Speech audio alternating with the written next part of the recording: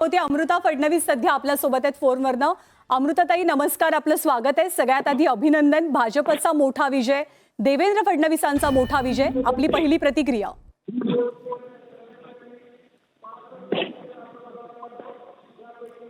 अमृताताई नमस्कार, आवाज पोहोचतोय आपल्यापर्यंत?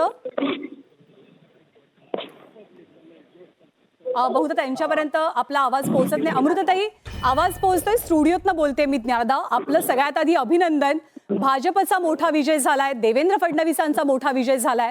आपली पहिली प्रतिक्रिया. अभिनंदन सर्वांना. त्यांनी देवेंद्रजींचा, महायुतीचा, भाजपाचा साथ दिला आणि हा लोकांचा विजय, हा कार्यकर्त्यांचा विजय आहे. खूप आनंद होतोय ज्या प्रकारे रिझल्ट आले आणि लाडक्या बहिणींचा पण विजय हा. अर्थात आम्ही पाहिलंय की जेव्हा जेव्हा भाजपच्या बाबतीत, देवेंद्र फडणवीसांच्या बाबतीत एखादी मोठी घडामोड घडते, आनंदाची असो, थोडीशी टोचणी देणारी असो, तुम्ही ट्विटच्या माध्यमातून, कवितेच्या माध्यमातून, शेरोशायरीच्या माध्यमातून व्यक्त होता. आज तुमच्या भावना काय, कसं व्यक्त व्हावंसं वाटतंय? मला फक्त एवढंच मिळतंय की जी सर्वांची, देवेंद्रजींची, कार्यकर्त्यांची, सर्व लोकांची जी मेहनत आहे ना, ती कामास आलेली आहे आणि त्याचा मला खूप आनंद होतो आहे. आणि लोकांनी, महाराष्ट्राचा विजय हा, महाराष्ट्राने निवडलं जे आहे ते, ती आपली खरी संस्कृती महाराष्ट्राने जी निवडली आहे ती प्रगती येणाऱ्या दिवसात, तर त्याचा खूप आनंद आहे. जी, आता आणखी एक मुद्दा खूप जास्त चर्चेत आहे. मुख्यमंत्री कोण? देवेंद्र फडणवीसांना पुन्हा एकदा मुख्यमंत्री झालेलं सगळ्याच कार्यकर्त्यांना पाहिजे. आपली काय इच्छा?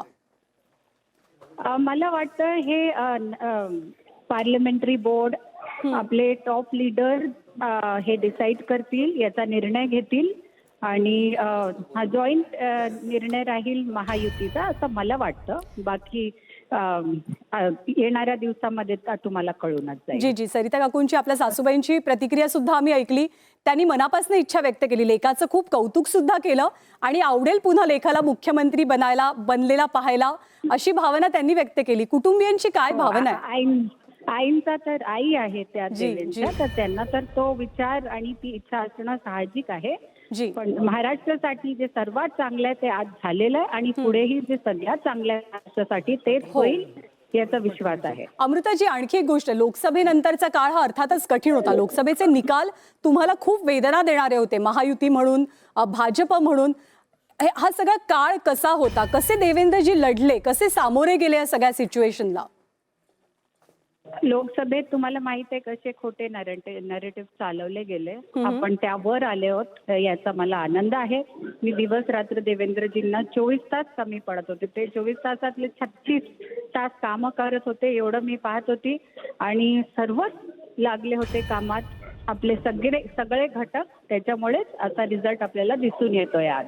गेल्या 5 वर्षात जर सगळ्यात जास्त टीका कुणावर झाली असेल तर ती देवेंद्र फडणवीसांवर झाली, त्यांच्या नेतृत्वावरती झाली. काय भावना असायच्या, कुटुंबीय म्हणून काय भावना असायच्या?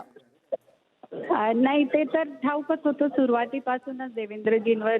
जलयुग शिवार असो किंवा कोणताही त्यांचा प्रकल्प असो, जो लोकांच्या भल्यासाठी असायचा, त्यावर टीकाच व्हायची. कारण त्यामुळे देवेंद्र अजून आवडले जायचे आणि ते विरोधकांना पसंत नाही यायचं. तर हे तर चालूच राहणार पुढे पण.